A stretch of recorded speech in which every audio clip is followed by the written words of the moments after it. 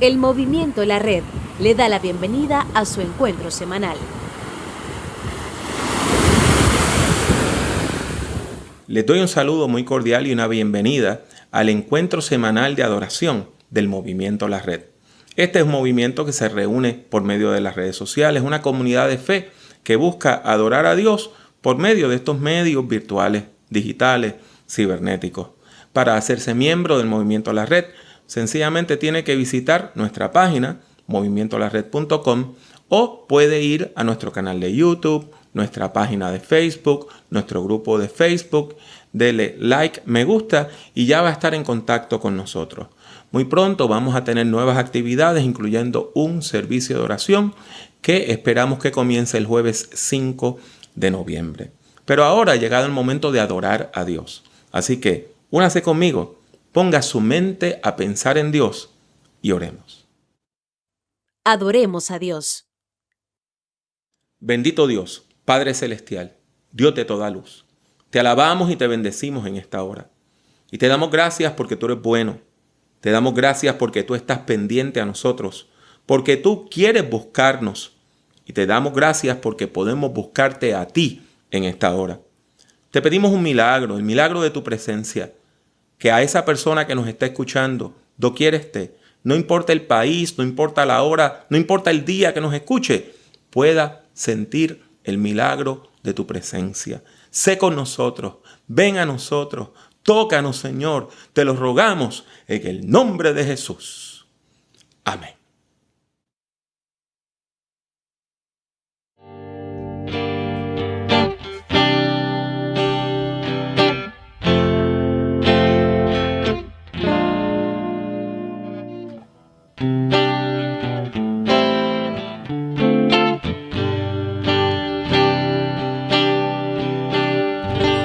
Los que confían en Jehová son como el monte de Sión, que no se mueven, sino que permanecen para siempre, como Jerusalén.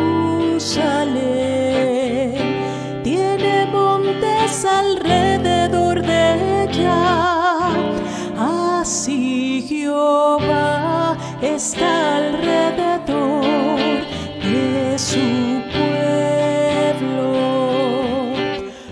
Los que confían en Jehová son como el monte de Sión, que no se mueven, sino que permanecen para siempre, como Jerusalén. Tiene montes alrededor de ella, así Jehová está alrededor de su pueblo. Los que confían en Jehová son como el monte de Sión, que no se mueven, sino que permanecen para siempre,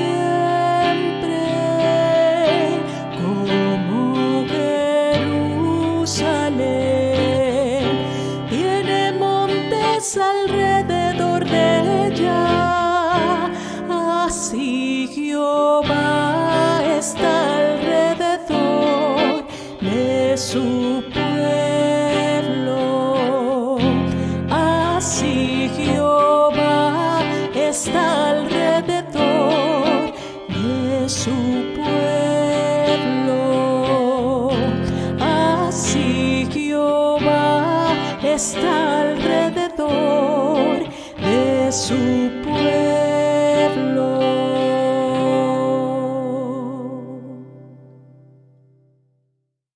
Todo es tuyo y de lo tuyo te damos. Les habla el pastor Manuel Collazo, ministro de mayordomía para el Movimiento La Red. Y ha llegado un momento de mayordomía. Hoy estudiaremos el libro de Lucas, capítulo 8, verso 14. Lucas 8, verso 14. La que cayó entre espinos son los que oyen, pero luego se van y son ahogados por las preocupaciones, las riquezas y los placeres de la vida, y no llevan fruto. Esta es palabra de Dios para el pueblo de Dios. La amenaza de demasiado. Una de las más hermosas parábolas lo es la del sembrador. Esta me toca el corazón porque es lo que significa mi nombre. El collazo era el sembrador. El mensaje de Jesús de Nazaret desafía los conceptos del mundo secular. Jesús de Nazaret nos advierte una y otra vez contra los placeres de este mundo. En esta ocasión, compara la semilla que cae entre los espinos a aquellos que tienen mucho. ¿Cuál es el peligro de demasiado? El peligro de tener demasiado es que como las espinas ahogaron la semilla, la riqueza te puede ahogar a ti. Te preocupas por lo que tienes y por lo que deseas tener. Ahora piensas como dueño y piensas en los placeres terrenales, no los celestiales. Te crees superior porque tienes dinero en la cartera y eso te impide que ejerzas tu función y tu llamado de parte de Dios. ¿Cuál es la lección entonces? El tener abundancia no es malo. El tener abundancia significa que usted ha sido bendecido por Dios para hacer un trabajo, para bendecir, para dar fruto. Y eso es una buena noticia.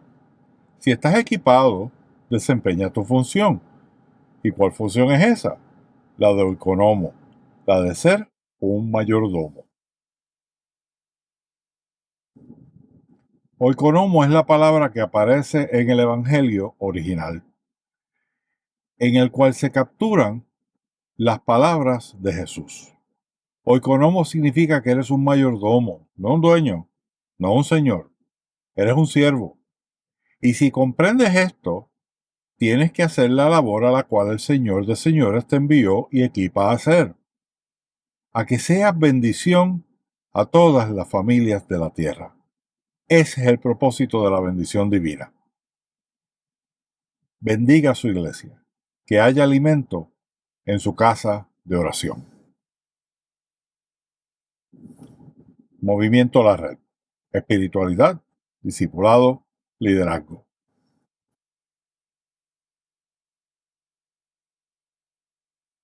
Señor Jesús, sabemos que tú eres el médico por excelencia. Y hay muchos enfermos, Señor, que nos han pedido la oración. Te los traemos delante de ti. Tú los conoces todos, Señor. Ten misericordia. Acerca tu mano de salud sobre ellos. Y permite, mi Dios, que ellos reciban la sanidad que están buscando. Porque te lo pedimos en el nombre poderoso de Jesús. Amén. Escuchemos palabras de vida. Yo no me crié en la iglesia y no crecí en un ambiente religioso como tal. Las pocas nociones que aprendí acerca de la fe cristiana fueron más bien por medio de la religión popular. Y usted se preguntará, ¿qué es eso? Bueno, la religiosidad o religión popular se refiere a las prácticas religiosas que el pueblo comparte, ya sea en familia o en comunidad, sin que medien ritos religiosos, organizaciones religiosas o líderes religiosos como tal. Mucho de eso se filtra a través de la pintura, del arte y de la música. Por eso, muchas de las primeras nociones que yo aprendí acerca de la fe cristiana fue a través de la música, particularmente de los cánticos navideños, de los villancicos navideños. Y yo era bastante pequeño, tenía unos 5 años, cuando escuché uno de esos primeros cánticos navideños que de verdad hablaba de Jesús. Me refiero a un cántico, un villancico, que se llama El Santo Nombre de Jesús. Fue escrito por un músico puertorriqueño llamado Claudio Ferrer en el 1941, mucho antes de yo nacer. Y Es una canción que ha sido grabada por muchas personas, por muchos conjuntos, por muchas orquestas. Para el 1965, el Gran Combo de Puerto Rico grabó esta canción. Y yo tendría 5 o 6 años cuando la escuché por primera vez. Me fascinó, me llamó mucho la atención eso del nombre de Jesús. Una canción que estaba cantándole, alabando el nombre de alguien. Eso me llamó mucho la atención. Y no solamente eso, sino que después yo me di cuenta que muchas de las personas que oraban lo hacían en el nombre de Jesús. Yo me preguntaba por qué la gente invocaba ese nombre. Claro está, cuando usted escucha la canción El Santo Nombre de Jesús, es un villancico muy hermoso que habla en detalle de la vida de Jesús. Pero la verdad es que yo le presté poca atención al contenido de la canción. Lo que me llamó la atención fue eso de el nombre. ¿Por qué la gente alababa el nombre de Jesús? Claro está, le acabo de decir que yo era un niño y las personas también crecemos en la fe. Del mismo modo que usted crece físicamente y se desarrolla intelectualmente y se desarrolla moralmente, los seres humanos nos desarrollamos espiritualmente, nos desarrollamos en la fe. Un niño tiene una fe mucho más inmadura y una fe mucho más sencilla que una persona mayor. Si usted quiere estudiar este tema, hay un teorizante muy importante llamado James Fowler, que escribió un libro que se llama Stages of Faith, las etapas de la fe. Y Fowler dice lo siguiente acerca de la fe que tienen esos niños y niñas que están entre 3 a 7 años. Él dice que esa etapa se conoce como la intuitiva proyectiva. Uno tiene una fe intuitiva proyectiva. El pensamiento religioso es muy fluido y también uno tiende a pensar de Dios de manera antropomórfica. A veces un niño va a la iglesia y piensa que cuando hablan de Dios es el pastor, porque tienden a ver a Dios como un ser humano, como sencillamente otra persona más. Ahora bien, cuando usted empieza a tratar de explicarle esos conceptos religiosos a los niños de 3, 4, niñas de 4, 5 años, entonces su mente se vuelve un tanto fantasiosa y empiezan a ver la religión como algo mágico. Y esto explica por qué en mi mente infantil eso del nombre llamaba tanto la atención. Déjeme decirle la verdad. Yo pensaba que decir el nombre de Jesús cuando uno hablaba o cantaba o al final de la oración era como decir una palabra mágica, como decir abracadabra y que ¡puf! Las cosas que uno pedía se iban a estar dando. Yo estaba equivocado porque tenía una fe inmadura, tenía una fe fantasiosa, tenía una fe que pensaba que Dios era algún tipo de mago. Así que la pregunta persiste. Más que una pregunta, son varias. ¿Qué significa el nombre de Jesús? ¿Por qué la gente invoca el nombre de Jesús? ¿Por qué la Biblia dice que el nombre de Jesús tiene autoridad y poder? Y para contestar estas preguntas vamos a ir a la Biblia, a la palabra de Dios. Y en particular vamos a ir al capítulo 4 del libro de los Hechos de los Apóstoles.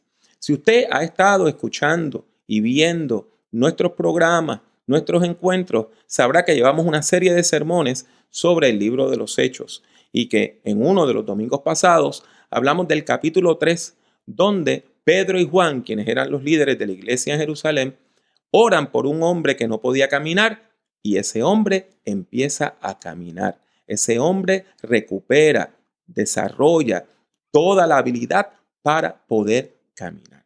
Claro está, eso causó un tumulto y la gente comenzó a rodear a los apóstoles. Y nos dice la Biblia a partir del capítulo 3, versículo 11, que Pedro y Juan comenzaron a predicar a aquellas personas que estaban alrededor de ellos. En particular, ellos se encontraban en el templo, como ya les dije, y el templo tiene una plazoleta y había una parte de la plazoleta que tenía toda una serie de columnas y le llamaban el pórtico de Salomón. Y ahí se reunían los discípulos, ahí se reunía la iglesia primitiva para predicar. Pues allí precisamente Pedro y Juan van y comienzan a predicar y comienzan a afirmar que Jesucristo ha resucitado, que Dios lo levantó de los muertos, que tiene poder, que vive para siempre y que ha sido Jesús el que ha sanado a este hombre enfermo. Ahora bien, ese mensaje que predicaron los apóstoles no fue del agrado de las autoridades religiosas. En particular, no fue del agrado de los líderes sacerdotales. ¿Por qué? En el tiempo de Jesús, en el primer siglo, el judaísmo de la época estaba dividido en varias facciones. Y una facción era la facción de los saduceos, el grupo o el partido de los saduceos. Ese era el grupo controlado por las familias de los sumos sacerdotes. Y ese grupo no creía en la doctrina de la resurrección. Por lo tanto, cuando los apóstoles comenzaron a hablar de la doctrina de la resurrección, los sumos sacerdotes rechazaron su mensaje. No solamente rechazaron su mensaje, sino que los mandaron a arrestar porque el templo tenía su propia policía y mandan a la policía del templo, arrestan a Pedro y a Juan y los dejan toda una noche en la cárcel. Mire lo que nos dice Hechos 4, del 1 al 4. Mientras hablaban así con el pueblo, se les vinieron encima los sacerdotes, el jefe de la guardia del templo y los saduceos. Estaban resentidos porque enseñaban y anunciaban la resurrección de entre los muertos en Jesús. Así que los aprendieron y los echaron en la cárcel hasta el día siguiente, porque ya era tarde. Pero muchos de los que habían oído sus palabras creyeron, y contados solamente los varones, eran como 5,000. Pedro y Juan terminan presos, pasan toda la noche en la cárcel.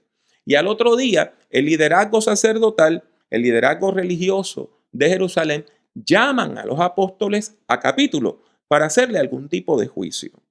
En realidad ellos no tenían razones algunas para detener o arrestar a los apóstoles. No tenían forma de poder mantenerlos presos. Pero ¿saben lo que hicieron? Sencillamente trataron de intimidarlos. Trataron de decirles que se mantuvieran callados y que dejaran de hablar acerca de Jesús. La Biblia nos dice lo siguiente a partir del versículo 5.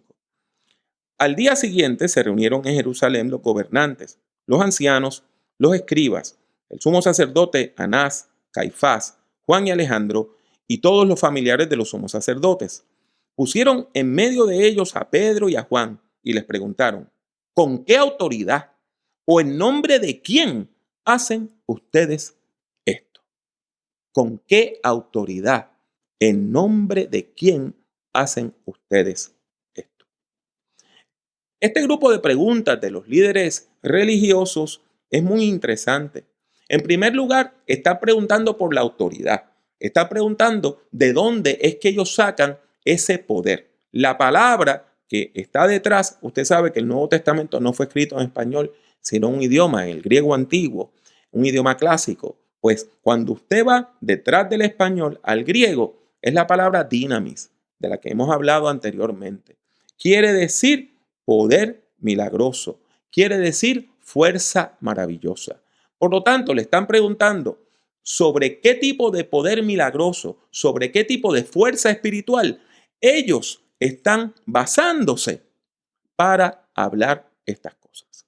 Pero no solamente se quedan ahí, sino que también le preguntan en nombre de quién actúan. En nombre de quién actúan. ¿Quién les está enviando a hacer esto?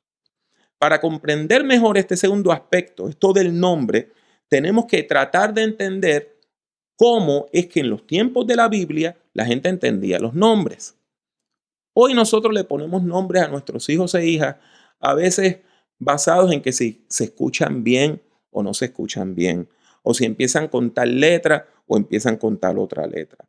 Buscamos un sonido que sea agradable, pero en los tiempos antiguos los nombres tenían mucha más importancia. Se entendía que el nombre de una persona, de un objeto o de un lugar nos dice algo acerca de la esencia de esa persona, de ese objeto o de ese lugar. En cierto modo, el nombre era la manifestación de la persona misma. Por lo tanto, cuando se invoca el nombre de Jesús, lo que se está pidiendo es que la presencia de Cristo se haga real ahí. Decir en el nombre de Jesús es decir, Cristo está aquí con nosotros, en medio de la iglesia, en medio de la comunidad de fe. Invocar el nombre de Jesús es llamar a Dios mismo, es llamar a Jesús mismo. Invocar el nombre de Jesús es llamar a Jesús para que esté con nosotros. Miren lo que dice el texto.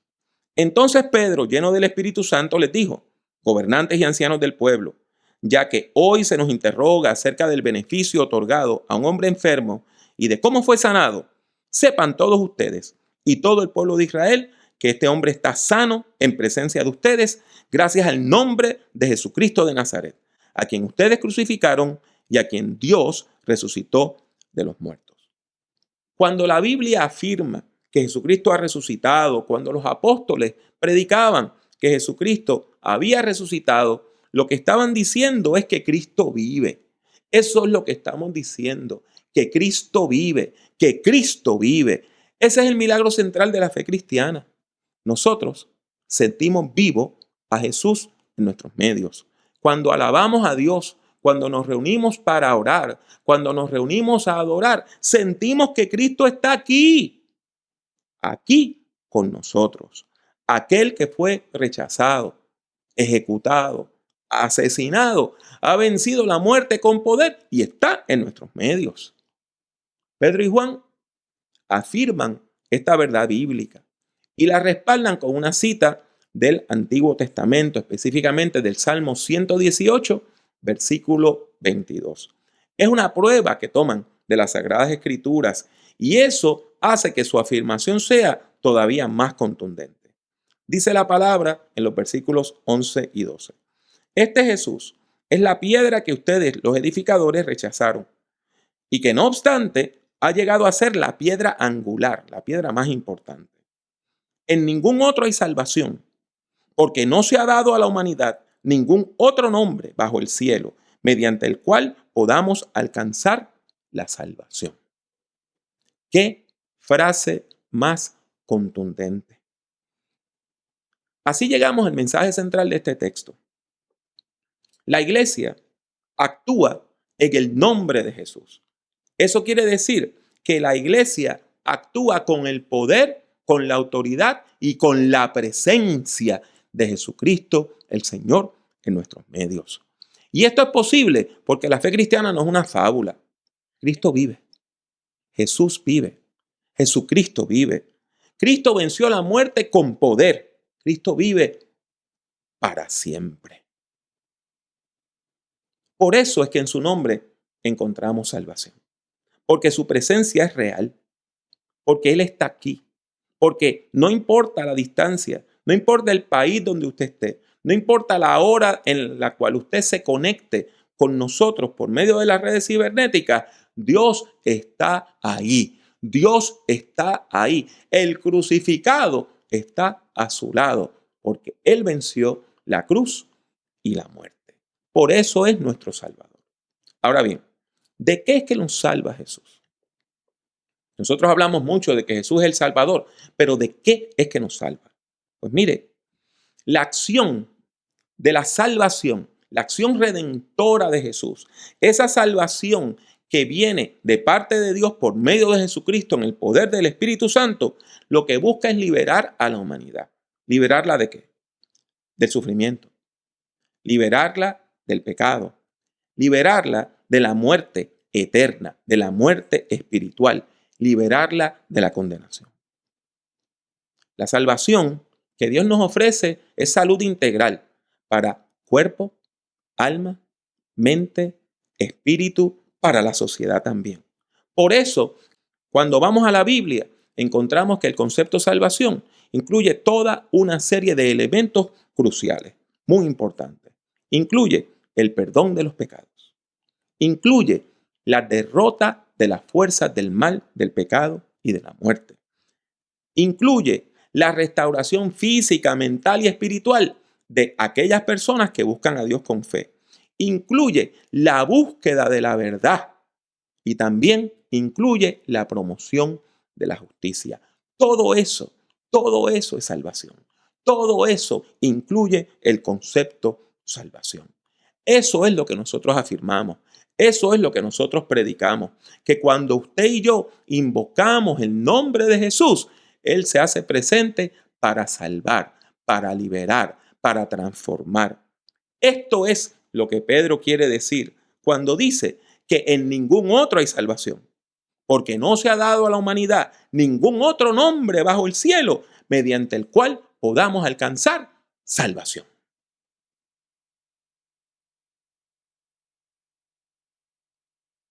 Respondamos con fe a la palabra de Dios. Respondamos con fe a esta promesa bíblica de que Dios va a estar en nuestros medios, que Dios se hace presente en nuestros medios. Respondamos con fe. ¿Me acompaña en una palabra de oración? Bendito Dios y Padre Celestial, te alabamos y te bendecimos en esta hora. Y te damos gracias, Señor. Gracias, Padre. Gracias. Y te pedimos que tú vengas en nuestro auxilio, que tú toques nuestras vidas, que tú transformes nuestro ser. Te pedimos, Señor, que tú nos bendigas. Te pedimos, Padre, que tú nos liberes. Te pedimos que la presencia de Cristo se haga una realidad para liberar, para salvar, para transformar. No solamente mi vida a nivel individual, sino la vida de nuestras familias, nuestros pueblos, nuestras comunidades y de nuestro mundo. Que sea una comunidad de fe liberada por Cristo Jesús, que viva en el poder del Espíritu Santo. Eso queremos, Señor. Eso queremos que sea la iglesia, en el nombre de Jesús. Amén.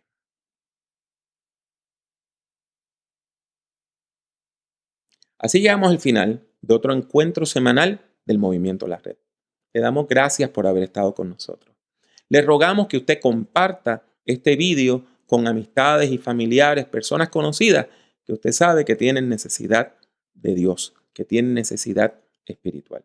Le rogamos también que se comunique con nosotros escribiendo a cualquiera de nuestras plataformas, ya sea por medio de nuestra página o por medio de YouTube, de Facebook o de los enlaces que usted puede ver en la pantalla.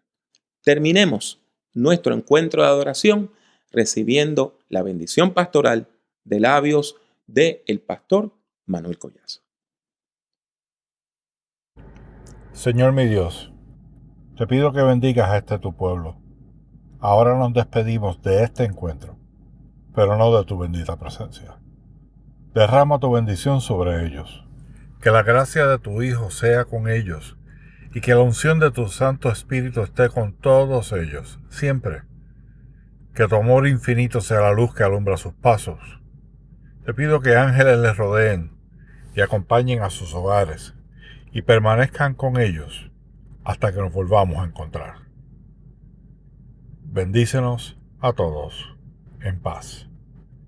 Que el Dios de paz, que resucitó de la muerte a nuestro Señor Jesús, el gran pastor de las ovejas, quien con su sangre confirmó su alianza eterna, los haga ustedes perfectos y buenos en todo, para que cumplan su voluntad, y que haga de nosotros lo que Él quiera, por medio de Jesucristo, gloria para siempre a Cristo. En el nombre de Jesús bendecimos a tu pueblo, y por Él te damos gracias. Amén y amén. Únase al Movimiento La Red visitando nuestra página web www.movimientolared.com. Busque el Movimiento La Red en Facebook y suscríbase a nuestra página oprimiendo el botón de like, me gusta. El Movimiento La Red es una comunidad de fe que se reúne a través de las redes sociales. La participación es libre y voluntaria.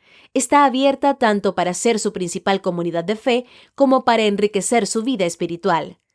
La Red es un movimiento cristiano que no está afiliado a denominación alguna.